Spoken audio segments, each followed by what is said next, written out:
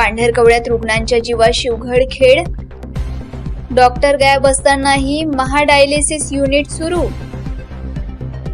कोट्यावधींचा खर्च, पण तज्ञ डॉक्टरच नसल्याने रुग्ण मृत्यूच्या दारात.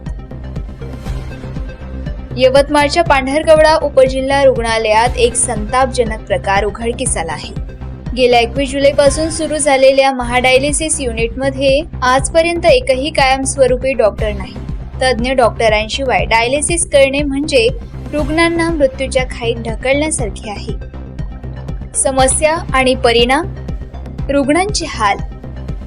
इथे सोय नसल्यामुळे गरीब रुग्णांना यवतमाळ किंवा वर्ध्याला धाव घ्यावी लागते.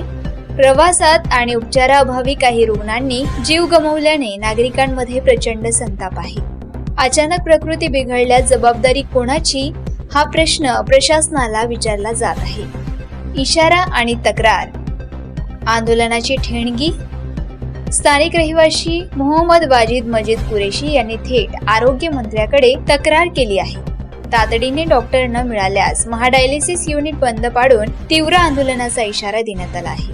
आता प्रशासन यावर कधी कारवाई करणार की आणखी बळी जाण्याची वाट पाहणार? सचिन मिश्रा, पांढरकवडा, यवतमाळ.